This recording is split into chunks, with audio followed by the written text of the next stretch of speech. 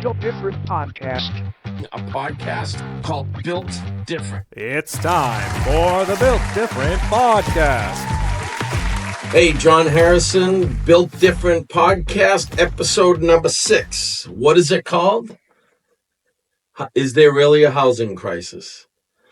So, we want to hear something really cool? We finally got Kevin in an episode. So, welcome, Kevin Pan. Thank you for joining us. Thanks, guys. Ooh, Kevin. Yeah. We love So, you. Kev, just quickly, tell me what you've heard about the housing crisis and what you think about it. Yeah, so with the housing crisis, I've heard that it's been years in the making, but a lot of people my age, I'm 25, a lot of people my age, younger, older, we're having trouble finding a place to live. You know, if we ever want to move out of our parents' house or find a place to not rent, it's very hard to find a house to purchase in this market. Yeah, that works in your budget, Yeah, right? exactly. Oh, yeah, and that's really what's going on. And here's the amazing part. It is not a statewide issue. Oh, it isn't? No, it's not. It's not a Massachusetts issue. This is a nationwide problem that the states are starting to step up and do some things to fix it.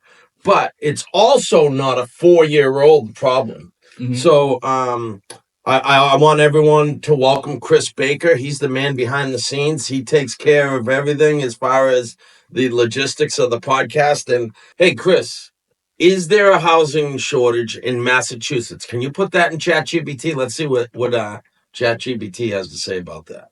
Yeah, absolutely.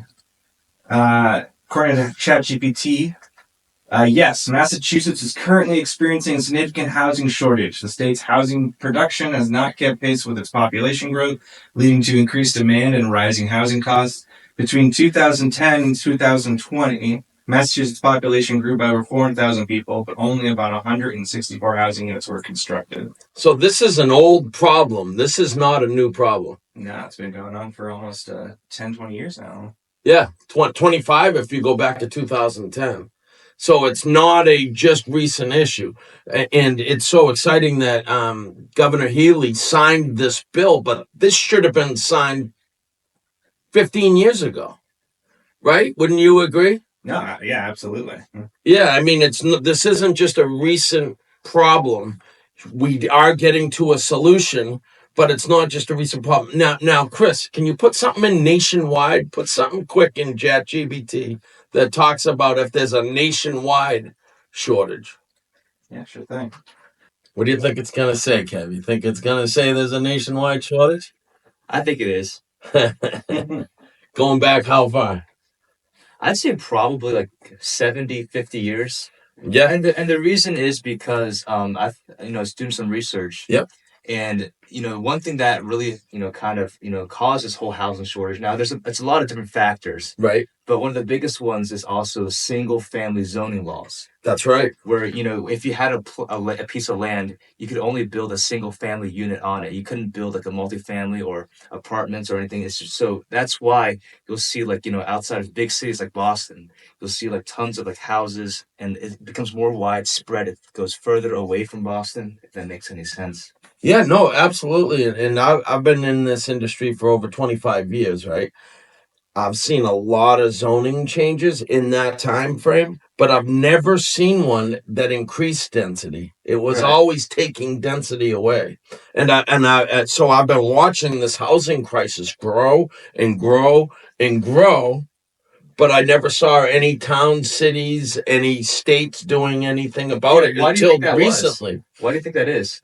Well, I think like you said, it's a lot of different factors. One is baby boomers. I mean, Yeah. the biggest influx of people being born in the United States was just after World War II. Right. Well, guess what? Those people have kids who have had kids. And when something like that grows like as quick as it has, it there's no way you couldn't run into stuff like that. And then I've seen some stuff on the fact that in 2008 with the housing crisis, I mean the mortgage problem, that exacerbated the issue as well, because everything kind of shut down for a while and everyone was trying to regroup. Right. And it just kind of really started to get to a point that it was getting not only local news noticing it, but nationally. So Chris, what'd you come up with on nationwide? Yeah, absolutely. So nationwide, you guys hit it right on the head. The United States is experiencing nationwide housing shortage. This imbalance between supply and demand has led to increased housing and affordability challenges. I also went ahead and talked about some of the factors that cause the housing shortage. And yeah, you're right on the money with that one, Kevin. Single-family zoning dominates many cities, which prevents multi-housing family development. So that was like, it's right on the head right there. It's right. Absolutely. And like I said, finally some favorable zoning for the problem. Right. And it's something that's a pretty big buzzword over the last 2 years. It's common sense. Yeah. I don't care who signed the legislation.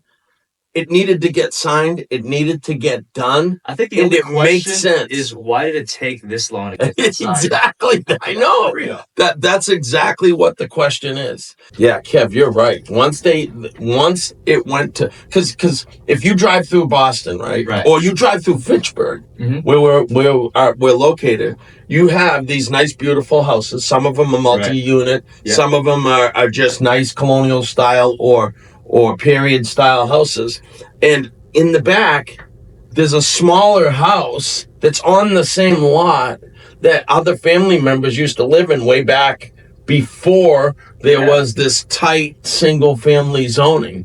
And but because of the zoning, they couldn't live there anymore. They could no longer do that. Everybody stopped being able to do that. And wouldn't you agree that you'd rather live with your family members on the same property and be 100%? Like, just having your family members, like, as you get older, you take over the house, your parents can move into a smaller unit next door. Well, not even next door, but in your backyard, literally. Yeah. They can watch the kids. It makes a lot of sense. And that's how it used to get done, right? Yeah. Well, and who has the most life lessons in a family? It's usually the grandparents, right? Yeah. So now you have 10-year-old kids hearing great life lessons from grandparents who have been on this earth a long time. Yeah, that's true. And have learned a lot. So and the crazy thing is, it's even more feasible to do today than it would have been back then. Because, back then you had 15, 16 brothers and sisters. So you have to have a manor on your house to house everyone that was in place. But now it's literally just get grandma and mom, a back 2-bedroom apartment in the back of your house. Yep. Right. That's significantly more feasible, even in the city in some lots. This is a much older problem than the last administration, right? So it's not an issue with... So it's not a conservative versus like liberal issue. That's exactly right. But it's also not, we just need housing because there's way more people who've migrated to Massachusetts. So we need housing for that. No, we need housing. Yeah. We just finally got it. You know what I mean? We just finally had someone who understood we need to open up the zoning to make it possible to grow to the point of the way the population has grown since... Yeah. Would you say 2 decades? It's been decades since this has been a crisis. No, exactly. Yeah. It's almost like these people, they've seen we've gotten to this tipping point, and now everyone's acting. Well, it's because you've got like an entire generation that's they can't move out of their parents' house. They'll get these jobs. They'll graduate college with these degrees, get these jobs, and they can't afford a house on their own. Yep. No, absolutely not. They're stuck living with roommates or stuck living with their family, and they can't move out. It's so true. And that whole mindset and issue has been around since '69 when they did the 40B laws. I don't know if anyone knows about the 40B legislation, but that is, if you're going to do a development, and that area is less than 10% of the statewide percentage of areas that has hardly any low-income housing, you go in and you get a ton of zoning where they allow you to do a lot more than you're allowed in that town because it's regulated by the state. Right. So that these cities or towns that don't have any low-income housing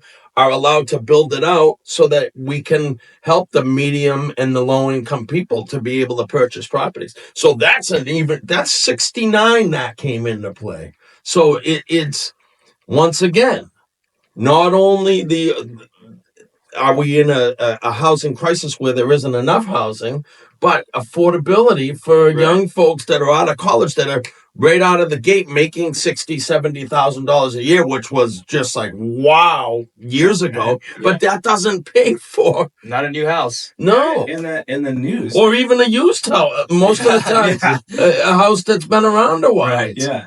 In the news, they were talking about just the state of New York alone, the college student debt after they finish the relief and people have to start paying back. They're saying that there's still over $9.2 billion in deficit on loan payments for college students.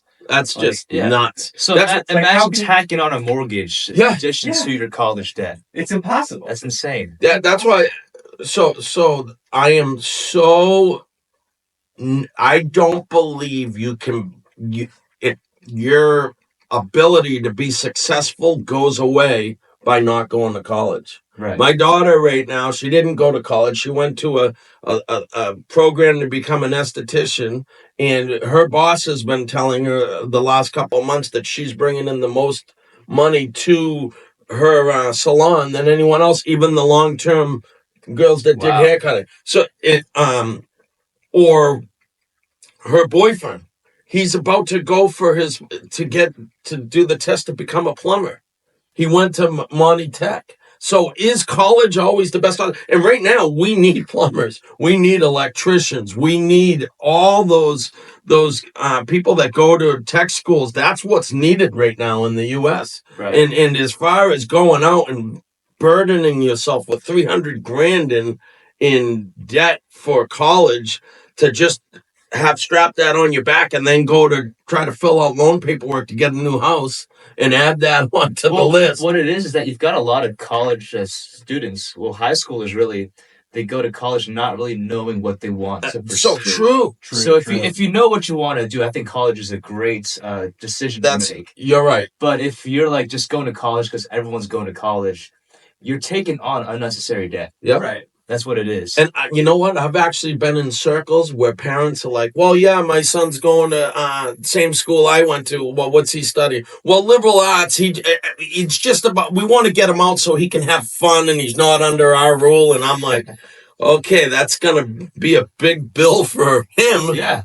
Because encouraging him to go and waste 4 years. Yeah, he's going to have a good time. He might. Yeah. But at the end, he might have some even bigger burdens on his just put it back. on the tab. Yeah. That's what's happening. It's true. It's true. And like you said, those trade workers are important, especially now. Hyundai just released a statement that they're going to be building an iron furnace right here in Massachusetts. Oh, wow. As part of President Trump's, campaign to keep jobs in America. Yeah. So you're talking foundry workers, boiler techs, even just straight line technicians. Like these are going to be jobs in those areas that are going to be in high demand. Right. So awesome. And you see like this whole move to make everything AI, but you can't get AI to plumb your pipes. No, robotic plumber. Yeah, that's not going to happen. At least many years from now, maybe. But no. Well, Chris, I want you to tell a little bit of your story, and I love this. This is so awesome. You are actually going for higher education to become a pilot, right?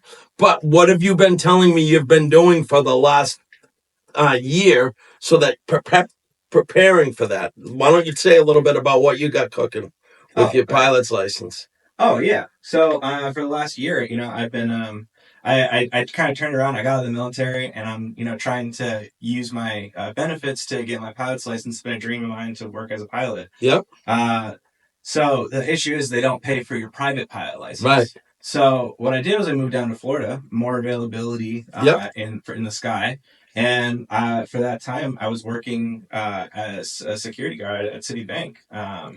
And I wasn't on the ground with a gun and a bang. I was working in their alarm center, responding to alarm calls, and eventually was able to move up to be an intelligence operator and a supervisor. So tracking protests, working on maps, doing all sorts of kind of investigating and weather reporting. But the bigger part is you're putting yourself through the school.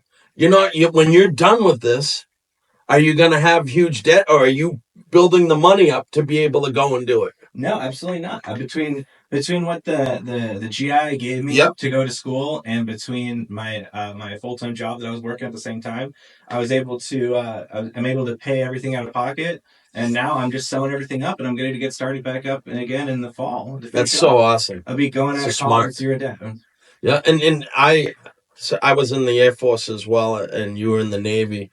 But if you are interested in getting into a field that you do need to go to college, what better way than to get in the military where they take care of a lot of that? Wouldn't you agree? No, absolutely. Yeah. If you if you didn't know what to do with college, I didn't know what I wanted to do with college, and that's why I ended up joining, because I looked at a college bill when I was 18 years old. I did a first semester of pre-engineering, and I had a debt of almost like 18 grand. Oh I was like, I was able to pay it off, but the scholarships ran out then. Wow. I was like semester Yeah. one. I was like, oh no, what am I gonna do? So I was like, I just decided I don't want to be in debt. So Yeah. I went and went to the So military. Thank smart. God, because I changed my mind and I figured out what I really wanted to do. Oh, that's awesome. Yeah. I don't think college is like you said, Kevin. People shouldn't be going to college to figure out what they want to do. They should if they aren't at that place when they get out of high school, they should take some time to grow up. Figure out what they're going to do for the rest of their life. Yeah, and it's then a big decision. If you can do that with college, pursue it. Absolutely. So true. Yep. It's an investment. Yeah, well, this isn't a military recruitment video. But if you do go, mention me or John. I think they do commission, right? You have to get a commission against joining the military. We'll flash the number up real quick. So we've traveled a long way from housing crisis to college and what it costs and debt and all that. But it all adds up. It does. And that's just the current state of the economy today. You do have a lot of recent college graduates, mountains of student debt. And, unfortunately, because, of the job market too, half of them can't find jobs. It's true. So you've got like a bunch of students, with college debt. And then to tack on a mortgage with the price of housing nowadays, it's like almost impossible. Yeah. Mm-hmm. I'm thinking like the average house cost in Massachusetts, I believe Freddie Mac put this number out, it was like $600,000. So when you think about doing like a traditional loan where you're putting 20% down, it means you're saving $120,000 before you can even start looking to buy a house. Wow. That's crazy. I could buy 2 trailers in Florida for that price. I think that's what people do. And so you think of it, the average 900 square foot ADU is somewhere between $250 and $350. And I hear so many people saying, well, the price is too high for an ADU. It's not the numbers. The numbers work. Yeah. They really do. They just haven't sat down with us. I've been able to take some people who were thinking about doing an ADU that was on their property, and we brought it into the house. It saved $150,000. Yeah. We're talking about like an addition. Well, no, you can do ADUs within the confines of an existing house. You can add an apartment inside the house, and it saves tons of money. A basement, it could be on the first floor, because you don't have to like necessarily build a brand new structure. It doesn't have to be, right. Or you can have a garage and you can convert a garage. That's a huge way to save a lot of money doing one. The spot I lived in Connecticut was an attic converted into an apartment. Yeah, like Fonzie. Remember Fonzie lived in the apartment above the garage. Little old for my blood. I was going to say, hey, Arnold. I was going to say, well, I just dated myself. So I think all of us, now that we've done this research, we've kind of talked this thing through. Yeah. It's not a migration problem that we have to broaden the zoning. Mm-hmm. Yeah, it's not an immigrant problem. It's not an immigrant problem. I mean, it's a problem with zoning, right? And it's getting addressed. And I don't care who addressed it. It should have been addressed back when Bush was in. Yeah. But he didn't do nothing. So someone's doing something that's imperative right now. And there's going to be a threshold we hit where there's just going to be not enough of all kinds of things. So we have to do something. Something had to get done, and someone's signed a bill to make it possible. And I'm certainly going to take advantage of it. I'm still working on the one at my house. So it's It's very necessary. Go ahead, Chris. Sorry about that. No. I was going to say, I mean, yeah, because a lot of people want to blame it on the influx of people coming to the country. But then, when you look at a map on immigration, you can see that is something that is relegated to certain areas. Yep. Like there are population centers where there's a boom in that kind of population. But that's not the entire nation. And as we just saw, the entire nation is going through it. Wyoming, West Virginia, Utah, Nevada. Doesn't matter where you're living. There's a housing shortage. Right. Millions of houses. Yeah, so it's not a political issue at all. Yeah, no, it really isn't. It's just housing. We need a place to live. People need to go back to that McDonald's mindset. There's a finite amount of land, and we got to be able to use it properly. Yeah. So I think that answers a lot of questions, and this is cool. This is probably my favorite podcast. One, because I've loved them all, but I like these two guys a lot, and they bring a lot of knowledge. And they're a younger generation, and I've actually had the ability to learn stuff from these guys. But secondly, this is the first, podcast where we're answering a comment. We've had some comments specifically on this, and we've actually been able to take some time and answer some of the questions about why we're excited about ADUs and why we think it's necessary no matter what. So thank you all very much. Don't forget to like, subscribe, but most importantly, comment, because we're going to be setting some podcasts up based on your comments. So thank you very much. Thanks, Kev. For sure. Thanks, Chris.